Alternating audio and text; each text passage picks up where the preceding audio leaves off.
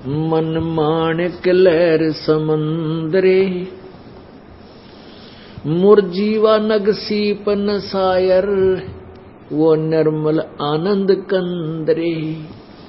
मन माणिक लहर समंदरे, मुरजीवा नग सीपन सायर, वो निर्मल आनंद कंदरे।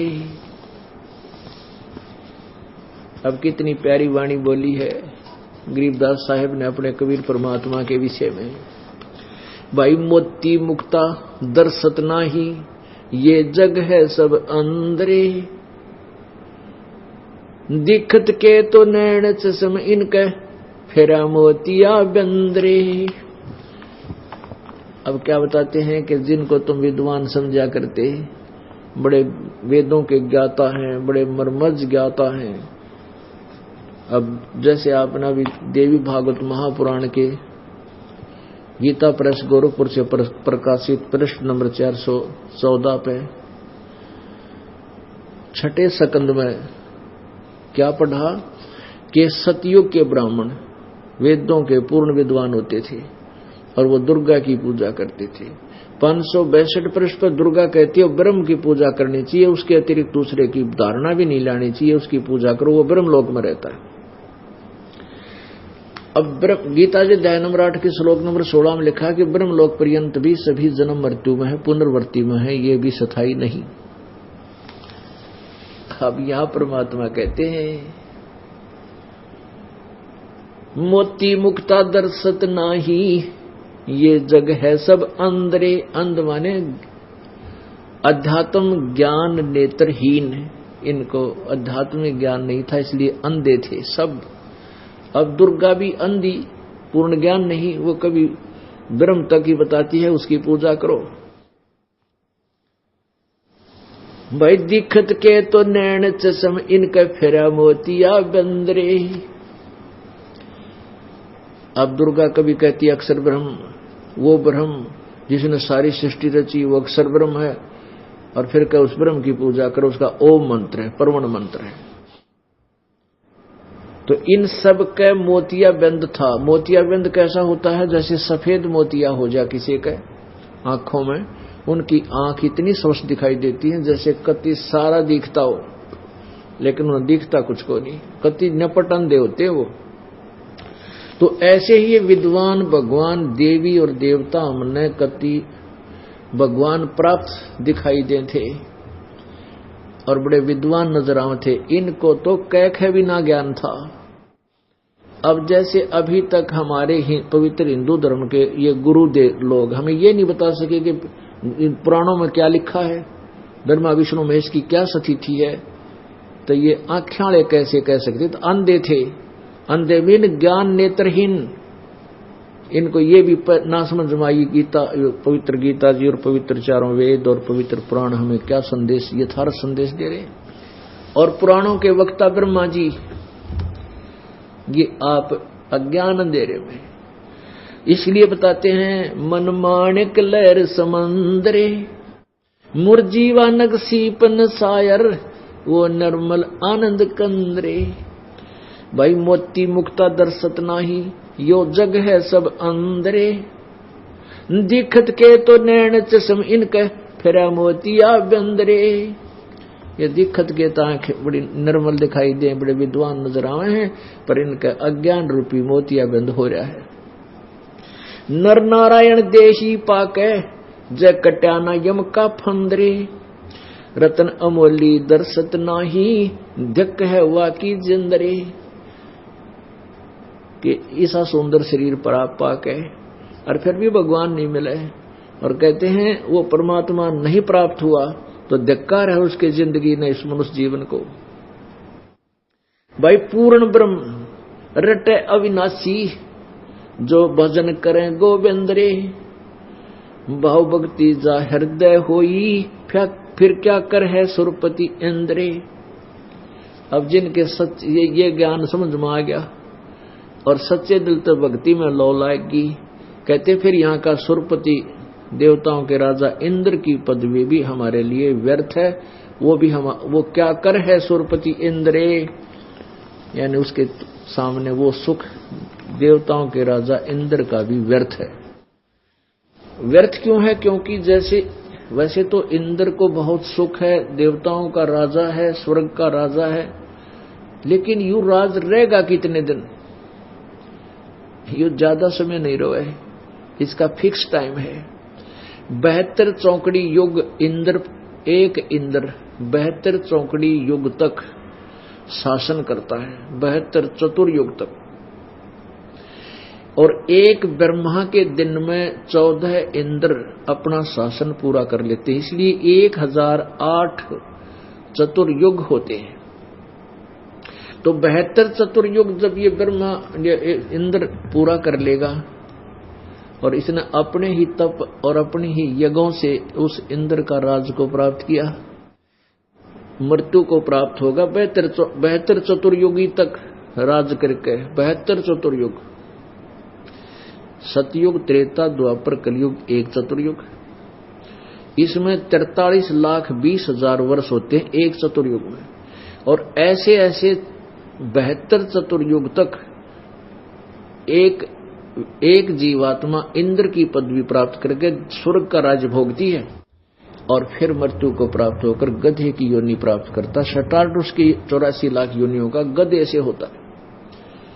अब के फूक गई से इंद्र के राज ने आग लगा, जो फिर गधा बन गया। बताओ के काम आया वो सुख, अब पहाड़ टूट गया।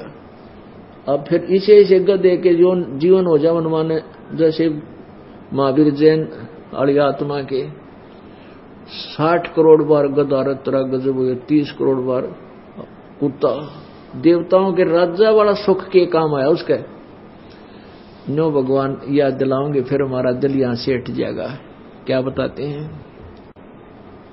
भाई? पूर्ण ब्रह्म रटे अविनाशी, भजन करे गोविंद रे, भाव भक्ति जा हृदय होई, फिर क्या कर है सुरपति इंद्रे।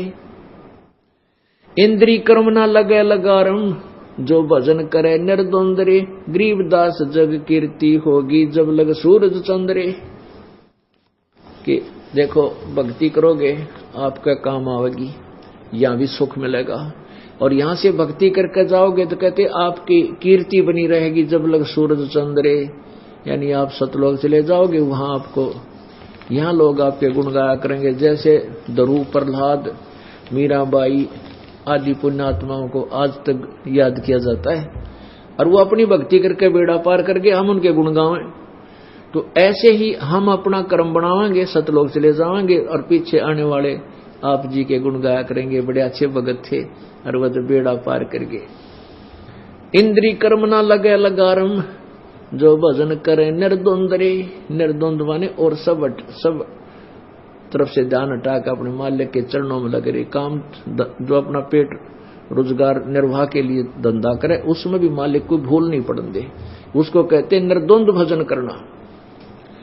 और गरीब दास जग कीर्ति होगी, जब तक सूरज चंद्रे। अपने आत्माओं कबीर परमेश्वर जी अपने तत्व ज्ञान को आप ही बताने आते रहते हैं, और फिर हमारे जैसे दास की सेवा लगा देते हैं, ड्यूटी लगा देते हैं, अपनी प्यारी आत्माओं को अपने यथार्थ ज्ञान से परिचित कराने के लिए। अभी तक हमें ब्रह्मा विष्णु महेश के बारे में क्या बताया गया था कि अजर व अमर हैं, सर्वशक्तिमान है, ये सृष्टि के रचनहार हैं, और ये पूर्ण परमात्मा है, सभी ब्रह्मांडों के रचयिता यही हैं। अब इनकी यथार्थता हमारे सामने आ गई। कहां से पता चला? इन्हीं की जीवनी से। ब्रह्मा विष्णु महेश की जीवनी किन में है? पुराणों में। अब आपको ब्रह्मा विष्णु महेश की थोड़ी सी झलक दिखाते हैं। पुण्यात्माओं, ये सत्संग स्थल जो है एक ऐसा सामूहिक स्थल है जिसमें पहली कक्षा के बालक भी, बच्चे भी होते हैं, यानी श्रोता हैं, और दूसरी कक्षा के भी, यानी कुछ ऐसे हैं जो पहली बार सत्संग सुनने आए हैं। हमारे भगतों ने समझा बुझा के लाओ, एक बार चल लो आप हमारे गुरुजी का सत्संग तो सुन लो, नाम ना लियो पर ज्ञान तो सुन लो, तो उनके लिए भी हमने ये क ख ए आ सारे सिखाने पड़ेंगे, क्योंकि अभी तक भक्ति मार्ग का क ख भी ज्ञान नहीं किसी को। तो इस दास ने स्टार्ट से लेकर और लास्ट तक की पढ़ाई नए सिरे करानी पड़ेगी आपकी। और पुण्यात्मा, इस दास को तो ये परमात्मा ने मजदूरी दी है या अनमोल दे रखी है, और इस दास को उसी दिन से ये एहसास हो गया था कि परमात्मा ये शरीर भी तेरे काम आ जाए, इस टुकड़े टुकड़े भी मालिक आपके काम आ जाए, मेरी मिट्टी सफल हो जाएगी। तो इस दास ने जब से ज्ञान हुआ है उसी दिन से दिन और रात एक कर रखा है। अब आप देखते हो 13-14 घंटे पहले सत्संग करता हूं, फिर आप जी से मिलता हूं, और फिर और आश्रम की भी जो व्यवस्था करनी होती है आप जी के लिए वो भी करता है दास। और कितना 12 बजे 1 बजे जाकर सोने का समय मिलता है, फिर बखते उठ कर फिर। तो ऐसे ही जब से इस मार्ग का दास को एहसास हुआ है, प्राप्ति हुई, आदेश हुआ है, उसी दिन से ये बरसक प्रयत्न और ये परिश्रम दास का चल रहा है, और ये सफल हो गया प्रभु की कृपा से। तो इसलिए दास जरा से भी आलस नहीं करता कि परमात्मा फिर नाराज हो गया ना, फिर मेरा पिल्ला कुछ नहीं रहेगा। तो हर तरह हर मर्यादा में रहता हुआ, हर पॉइंटों से बचता हुआ परमात्मा के गुणगान करता हूं।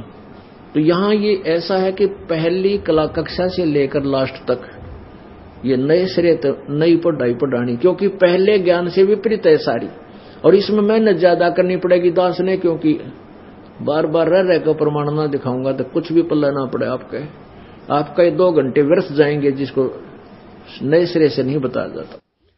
अब हम ब्रह्मा विष्णु महेश के ऊपर आश्रित हैं। अब थोड़ी सी झलक दिखाते हैं कि ब्रह्मा विष्णु महेश जी की क्या स्थिति है। अब देखिएगा देवी पुराण।